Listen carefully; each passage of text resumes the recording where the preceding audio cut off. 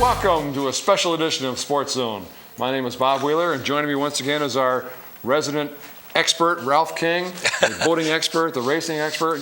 You're an expert on everything, aren't you, Ralph? Well, I don't know if you could say that, but we know a little bit about the sport and the race that happens up here every year. Now, we've been doing this for like 18 years, isn't it? Yeah, this is the 18th annual event that's come out here in the city. It's really great. Everybody loves it up here.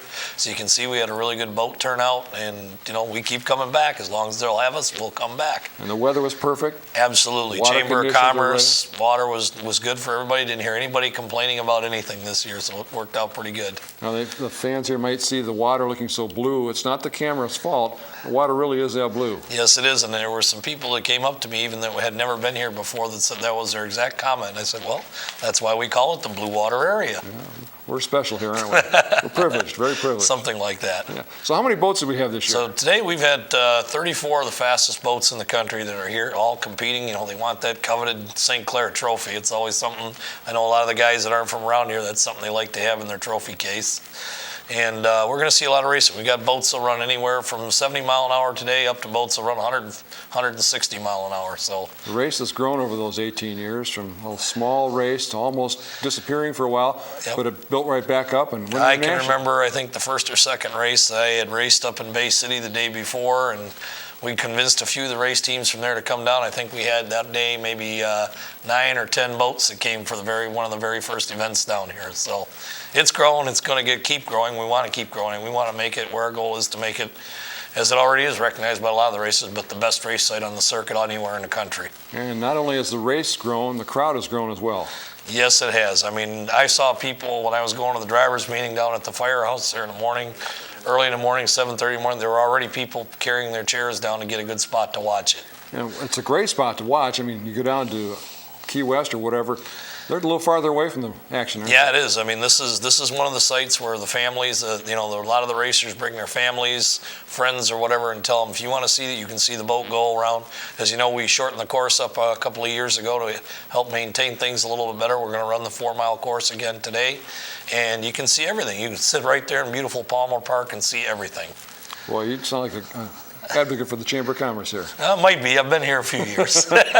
We'll leave that to them, though. And the good thing is they invite you back every year. Yeah, I'll concentrate on the race boat. We'll let them concentrate on the Tourism Bureau. Hey, we are very fortunate to have Mr. Paul Dingaman downtown in one of the pits checking things out. And let's see what Paul has planned here for our special edition of Sports Zone. Paul, take it away. Only on CTV.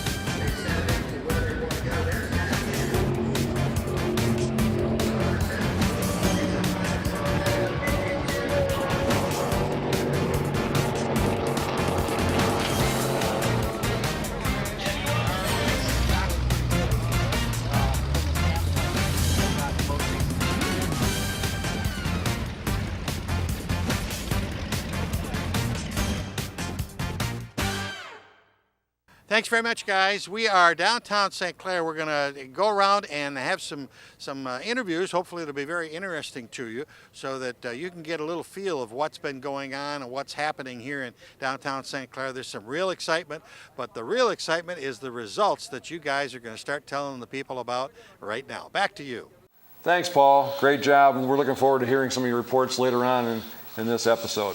So, Ralph, how many heats do we have here today? Okay, what we're going to see today is we've got a 3-race format with 3 starts in each race. And we're going to start with the smaller boats, the smaller class boats that run a little bit slower. We like to keep them all out on the course at the same time. You know, we don't want a 100-mile-an-hour boat running there with a boat that can only go 70 miles an hour. That's a good way for people to get hurt. So what we're going to do today is our first race of the day is going to have some of the smaller, slower class boats, and we're going to progress into the faster boats, and then the big finale for the end of the day with all the big fast boats. And there's a special way it starts too, isn't there? They kind of staggered a little bit? Yeah, you'll see as you watch the race, you'll see that they line up behind the pace boat, and they're all in a straight line next to each other. That position is determined whether, obviously the inside is the best place to be. You're tighter to the turn. That finishing area, or where you start, is determined by where you finished in the previous race on the circuit. So all you do is invert the order. That keeps it fair to everybody else. And if you're a new boat that hadn't run another race, for the final 3 positions, you pull cards or whatever. So let's say there were 5 boats in the last race, and they get positions 1 through 5, and we have 8 that show up here. Well, those 3 guys get to draw cards on who gets the last 3 outside spots. Outside is not as good as the inside? No, it's not. You really want to be as tight to the turn as you can to get. You don't have to go as far. What about wake and everything? That's another thing, but that's who gets to the turn first. It gets, as you'll see, as the good folks out there watching this race, they'll see things get sorted out. The first lap into the first turn, a little tight, get a little crazy going around turn 2. They get on the Canadian side over there going down the back straight. They get it sorted out, and the guys get their setups going, be able to, get a little room between each other after that. There's strategy involved, isn't there? Yes, there's a lot of strategy involved in that. And some guys might hang back a little bit towards the start. Their boats don't run good when they're first loaded with fuel. They change, the attitude of the boats change. And as they go halfway through the race, you'll see them picking up positions. It's all in the setup.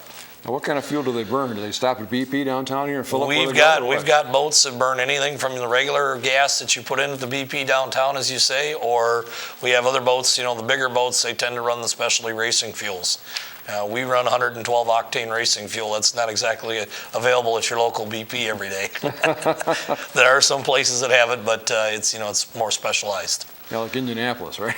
But your 525s and some of the bigger boats and your outboard boats and those and some of the 5 and 6 class, they run the regular 87, 89 octane fuel that you run in your everyday driver. Wow. So you mentioned how they line up straight. Who keeps Ed straight when he gets out there? Oh, we won't talk about that. We'll move on to that one. Hey, yeah, that's another subject. Paul has also been down in the hot pits there checking out with Butch Kinsvater, who's been very integral in this whole thing over the years, and how these boats and racers get in and out of the water. Let's take a look at that right now.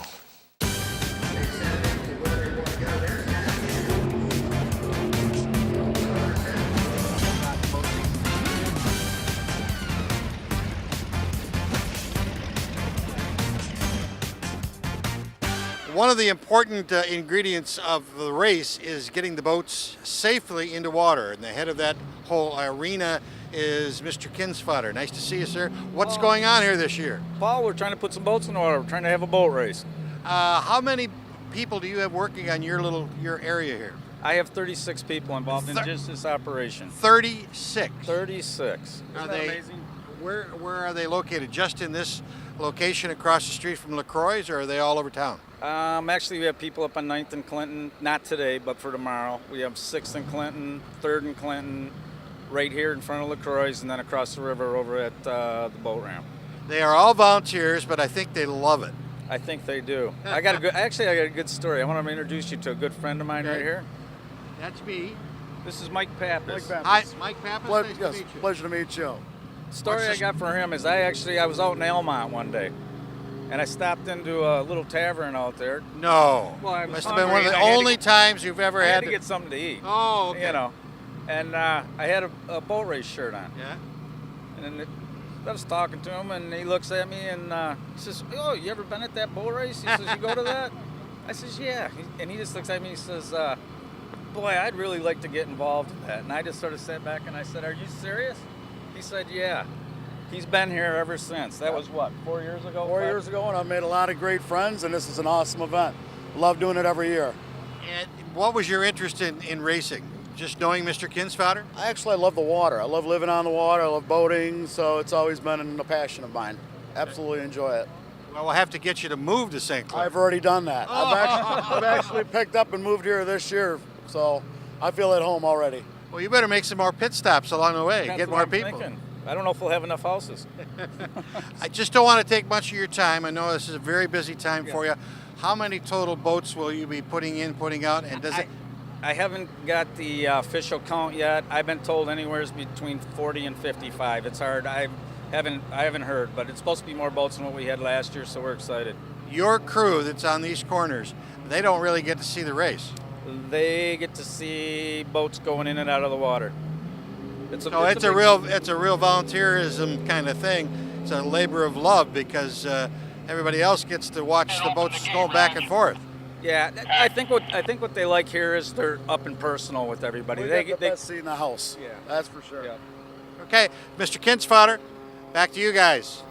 Thanks, Paul. Once again, it takes a lot of volunteers to run this whole show. Absolutely. I mean, I cannot emphasize enough all the local volunteers, the law enforcement personnel, all the people involved. We could not do this race without their cooperation. And I know I'm part of some of the meetings. I'm not in all of them, but I mean, we'll go back here a week after the race is set. We'll have a meeting and we'll start already debriefing what went right, what went wrong with this year, and we'll fix it for next year. And we're already planning for next year.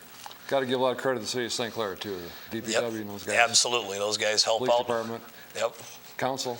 I know I saw the police chief down there walking around in Palmer Park, making sure everybody was in good shape and everything was in order, so to speak. It's a busy weekend for him. Absolutely. As everyone knows, we bring a lot of people to this town. We really have a good time. And some of the stuff you saw there with the crane, sometimes I know people who just go down there and watch them put them in with the crane. And they seem to be, it's kind of like an orchestrated ballet, just lifting it off the trailer, putting it in there. So. And that crane is huge. Yeah, and that's our friend Tommy Askew. He's been with us from day one for 18 years is all. And I'll tell you, even the people that come here, they comment about how easy he is with the boat. We were joking about you could put 2 nickels on the ring, lift it, bring it back. Tommy would lower it back down with the 2 nickels still on the ring. He makes a lot of sense, doesn't he? Yes, he does. Been doing it for a lot of years. Yes, he has. Both days, Saturday and Sunday, for practice and Yep. the road race itself. Yep, out there all those hours doing that and helping out like everybody else. That's a major, major contribution. Yep. Thanks, Tom. And something I want to point out here is, I know some of you folks who are watching the race might wonder, hey, that guy had the checkered flag or he won. Well, there's a little thing called a GPS that we have in the boat that monitors the top speed. And in the classes, you're not allowed to exceed a certain speed. Well, you have to turn that in at the end when you come into the shore. And if that says you exceeded your speed, you did what's called breaking out. You are now moved to the last place in that class. So who you might have thought won, didn't exactly won, and that's exactly what happened in a couple of our classes. That's what the state police has in your car, too, isn't it? Something like that. But anyway, getting back to our race results, Typhoon was in Super V light. That boat, I know that there was a little story there between that one too. You had Smitty and Louie that usually race against each other in Super V, got in the boat together. Ran each other. Was that safe? Well, we were talking about that. And then in Class 5, we had Who's Your Daddy? They were in there, and then that was interesting because in that class, both boats broke out, and I believe the one who won, he broke out about 15 times, and the guy who took second, he broke out about 20 times. So it was a little bit, like I said, the tattle will get you. Yeah, you can't hide. Yep. And then in Class 6, we had Was Up 2 that won there, and those guys kept it all together, didn't go, nobody broke out, and everything finished how it was supposed to finish. Wow. Well, that's exciting stuff. Yes. It takes a lot. We talked earlier about having a lot of people involved, a lot of volunteers involved. Paul was downtown here with, I'm sorry, he was out of Neimans. Yeah. Check that out. We had a little event out there with our friends at Neimans. All the Neimans staff had on Eddie's shirts. Yes. With Cleveland Construction. But there was a national coverage also of this race too, wasn't it? Yes. The race was being filmed by a company called Tampa Digital. They're producing a show. And this will be the first race. It will air sometime in November on Fox Sports. They've got to go back and, as you guys know, with the production schedule and everything, but it should air sometime in November. Usually first, second week in November. When it's nice and cold out, you look at the boat races here in downtown. Right, remind you it'd be snowing outside and cold. You can remember, hey, I remember that day. We got some footage of them looking at Eddie, talking to Eddie, and then Paul got a chance to talk with Eddie later on. Let's check that out. Takes a lot of things to make a weekend like this successful, fellas. One of those is involvement of local merchants. With me is Eddie Smith, who we've seen on this television channel before. Eddie, who are we with today? We're actually with Neimans Market today.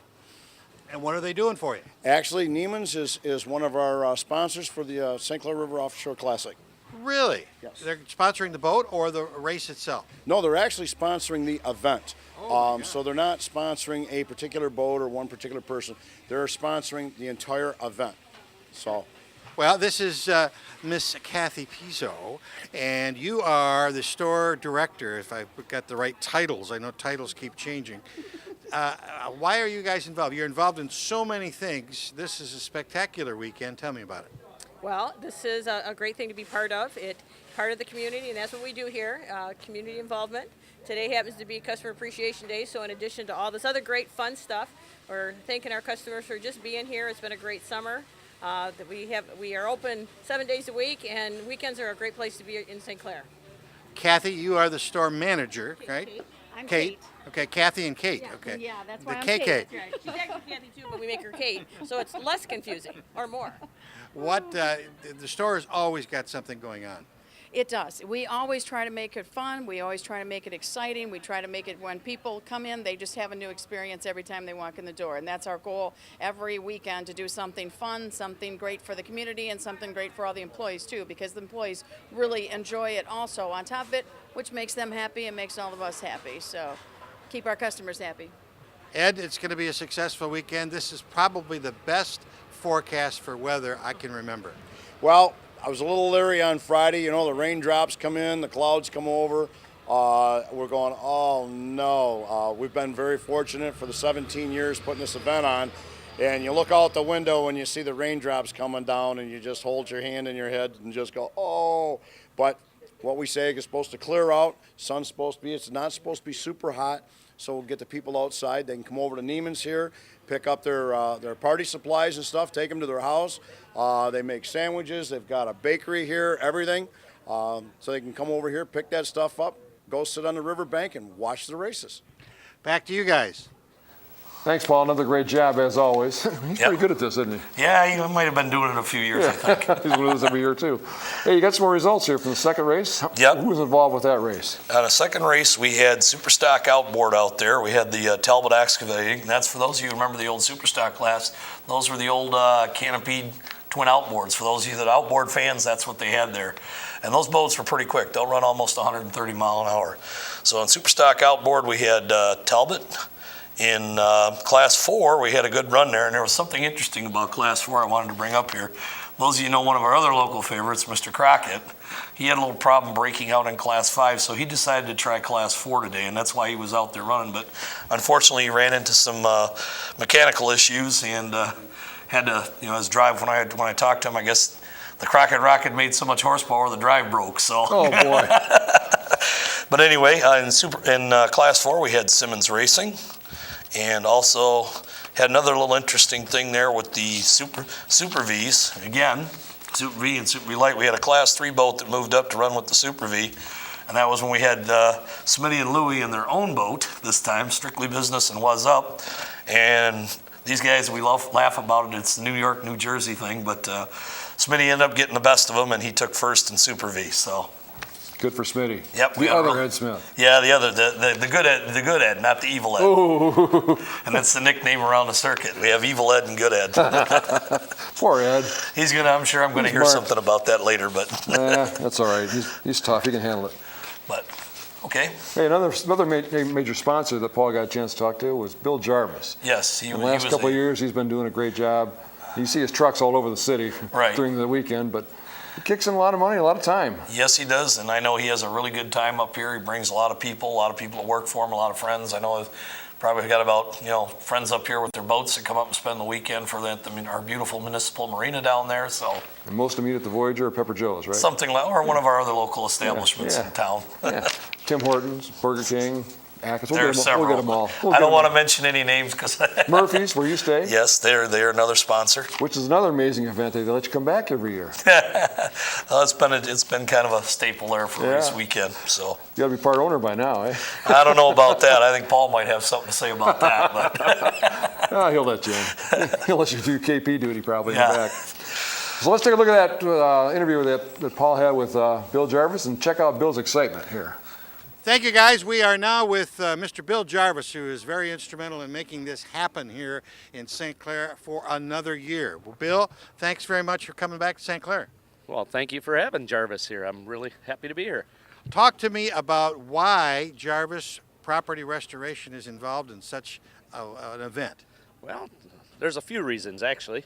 One is my team at Jarvis really enjoys the sport. Myself, I love racing the boats. No. Now, I heard a little rumor that you were just qualified this morning. Yes, we did. We took a Cat Can Do, the Jarvis Fire water repair boat out for a demo ride and went 139 so far today.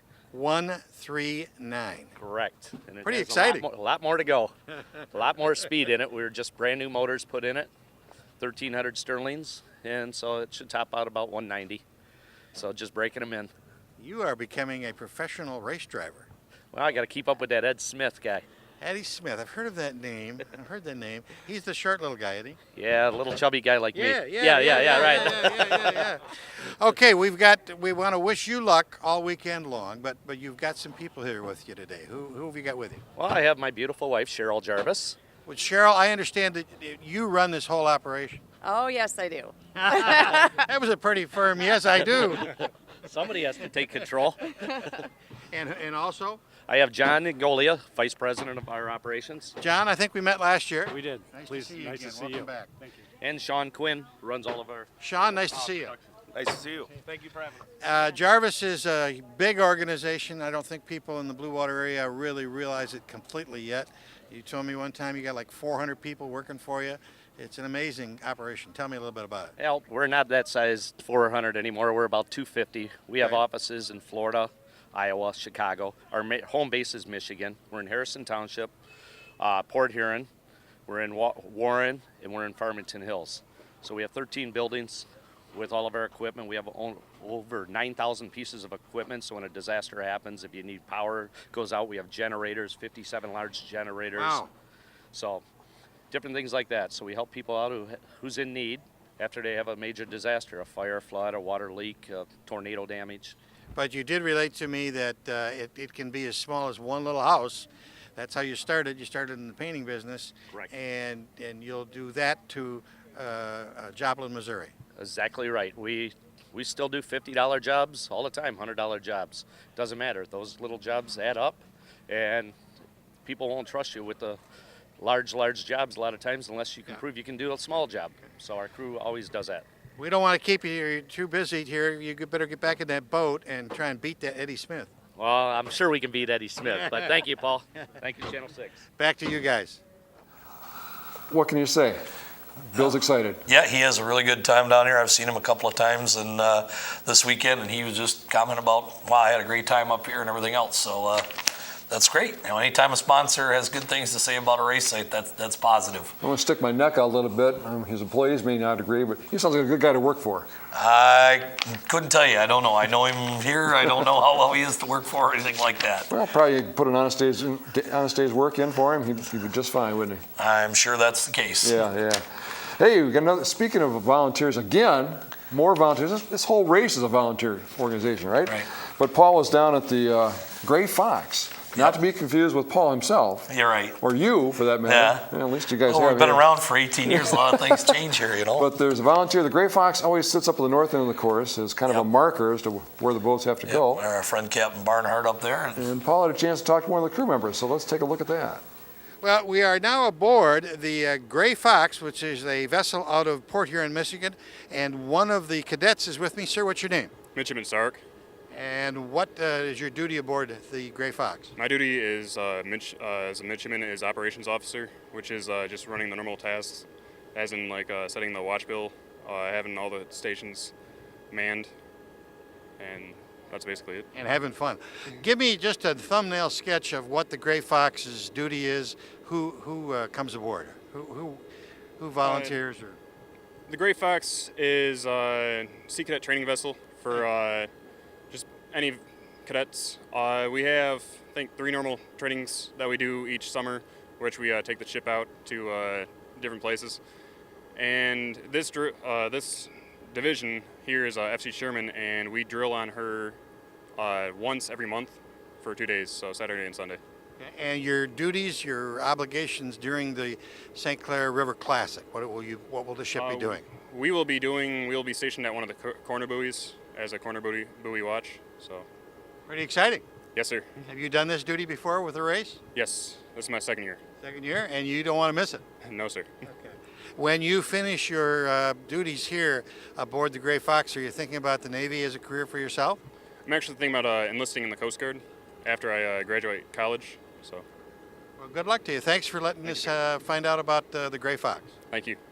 Back to you guys. All right, great. Did he look a little seasick to you? He might have been. Might have been. Again, there's a great organization for local youth to get involved in if they're, want to learn about, seamanship skills and things like that out on the water. And I know they really good program for kids at risk or kids that want to learn or anything like that. So. Did you ever get a chance to go on that boat? Yes, I have. It's kind of interesting, isn't it? I was on it, and again, I'm going to give away my age here. When they first got it, and we're converting it to the position it is in now, and now, of course, seeing it now when it's all completed.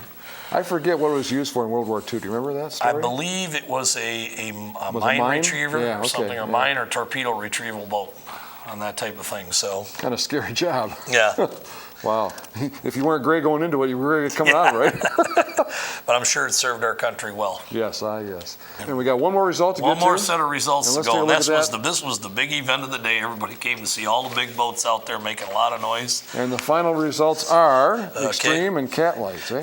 Yeah, we had Cat Can Do take the extreme class, and that I talked to Barry after the race. He was running speeds of up to 165 out there on the water. Oh, He was playing around a little bit with everybody, and he says, well, we don't have a GPS in this one. That's something for the folks to understand. There's not a GPS there. yeah. And Anything goes with those boys. anything that is just absolutely no regulations, as fast as you want to go, whatever you want to bring. And then in the Cat Light, Amsoil.